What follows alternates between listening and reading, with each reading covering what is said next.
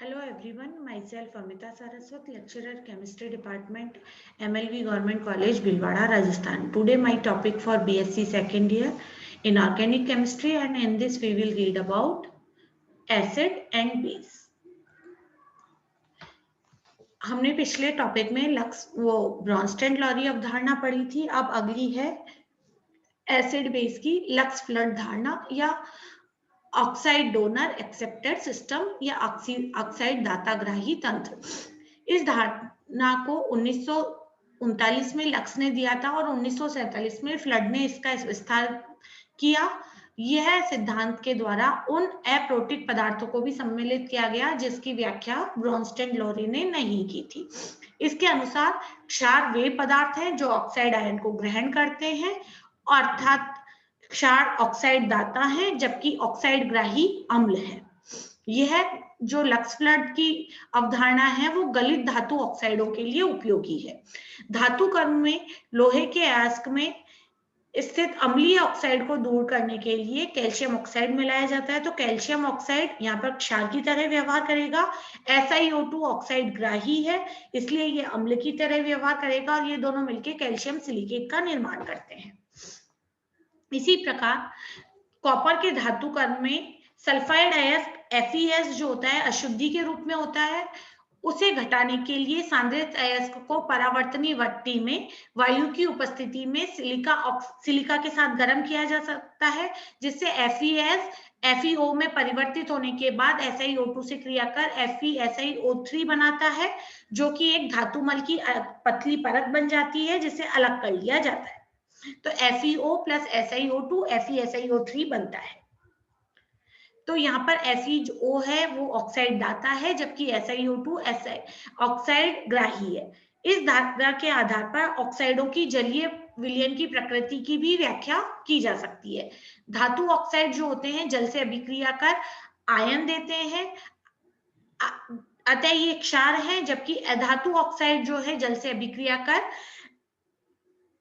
ऋणायन देते हैं, ये इसलिए ये अम्ल है। तो धातु ऑक्साइड देखिएगा Na+ देगा और OH- देगा, इसलिए ये क्षार की तरह व्यवहार करते हैं, और SO3 जो है वो अम्ल की तरह व्यवहार करेगा। लक्स फ्लड क्षारक एक प्रकार के क्षारीय एनहाइड्राइड है और अम्ल जो है वो अम्लीय एनहाइड्राइड है। Na2O NaOH का एनहाइड्राइड है जबकि SO3 जो है H2SO4 का एनहाइड्राइड है। यह धारणा बहुत सीमित है क्योंकि ये केवल उच्च ताप पर ही महत्वपूर्ण है।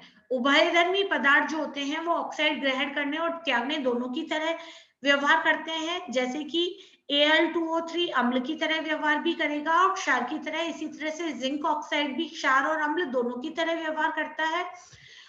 ऑक्सीजन एक ऋण विद्युतीय परमाणु है, अतः हैलोजन सल्फर ऋण विद्युतीय परमाणु से प्राप्त ऋणायनों के स्थानांतरण पर लक्स फ्लड परिभाषा का विस्तार किया जा सकता है। जैसे कि AlF3 NaF यहाँ पर एक क्षार की तरह व्यवहार करेगा और Na3AlF6 यहाँ पर लवण का निर्माण होगा। उच्च ताप पर यह अभिक्रिया इस प्रकार से संपन्न होगी। अगली अवधारणा है सॉल्वेंट सिस्टम कॉन्सेप्ट या विलायक तंत्र अवधारणा। इसका ब्रॉन्स्टेड-लॉरी का ही विस्तार है। ये एक तरह से इसको कैडी और एलसी ने दिया था।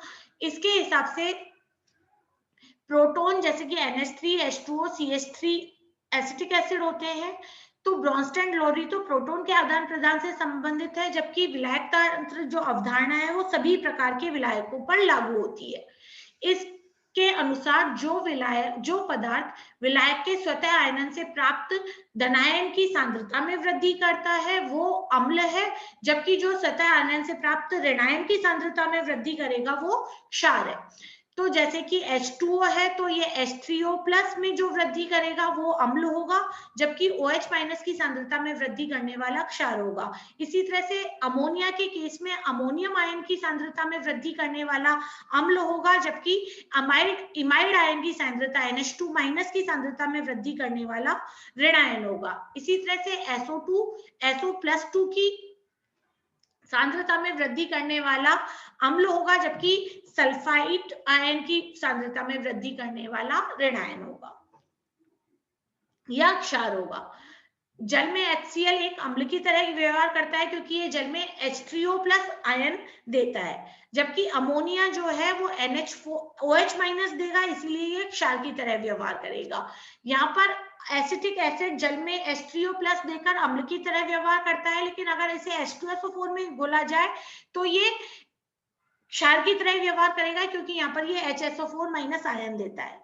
द्रव अमोनिया स्वतः आयनन द्वारा अमोनियम और एनाइड आयन में वियोजित होता है, अतः द्रव अमोनिया में सभी अमोनियम अम्ल जैसे कि अमोनियम क्लोराइड अम्ल होगा, इसी प्रकार एमाइड लवण NaNH2 वहां पर क्षार की तरह व्यवहार करेगा।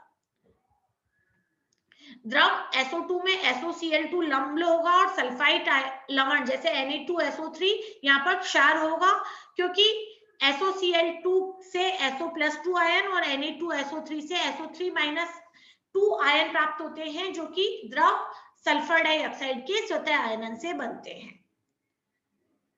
इसीलिए अम्ल और क्षार का वर्गीकरण किया जा सकता है, जैसे कि H2O में HCl, HNO3, H2SO4, HCN सभी अम्ल है, जबकि KOH और NaOH यहाँ पर क्षार है। अमोनिया में अमोनियम क्लोराइड, अमोनियम नाइट्रेट अम्ल है, जबकि KNH2, NaNH2 यहाँ पर क्षार की तरह व्यवहार करते हैं। SOCl2 द्रव SO2 में अम्ल की तरह व्यवहार करेगा, जबकि Na2SO3 यहाँ पर क्षार की तरह व्यवहार करता है। आर्हेनियस अवधारणा के समान इसमें भी विलायक के अभिलाक्षणिक धनायन व अभिलाक्षणिक ऋणायन आपस में संयोग कर विलायक के कुछ अणु बनाते हैं। इस अभिक्रिया को उदासीनीकरण अभिक्रिया कहते हैं। इस प्रकार यहाँ पर भी सॉल्वेंट सिस्टम में भी द्रव NH3 में अमोनियम क्लोराइड और NaNH2 मिलकर NaCl और विलायक 2NH3 का निर्माण करेंगे। इसी प्रकार एसिटिक एसिड HCl और सोडियम एसिटेट NaCl लवण और एसिटिक एसिड विलायक का निर्माण होगा। इस प्रकार की अभिक्रिया विलायक तंत्र में भी देखी जा सकती है। इसकी सीमाएं देखिएगा कि इसमें विलायक की अनुपस्थिति में जो अभिक्रियाएं होंगी उनको नहीं समझाया जा सकता। इसके अंतर्गत प्रोटोनी सिद्धांत के अंतर्गत आने वाली अभिक्रियाओं को भी नहीं समझाया जा सकता। इस सिद्धांत में विलायक के रासायनिक गुणों पर ध्यान दिया जा सकता है और भौतिक गुणों पर नहीं, और आयनों की अनुपस्थिति में होने वाली उदासीनीकरण अभिक्रियाओं को भी विलायक तंत्र धारणा के द्वारा नहीं समझाया जा सकता। ऐसे विलायक जिनका स्वतः आयनन नहीं होता, उसमें होने वाली रासायनिक अभिक्रियाओं को भी विलायक तंत्र अवधारणा के आधार पर नहीं समझाया जा सकता है। Thank you.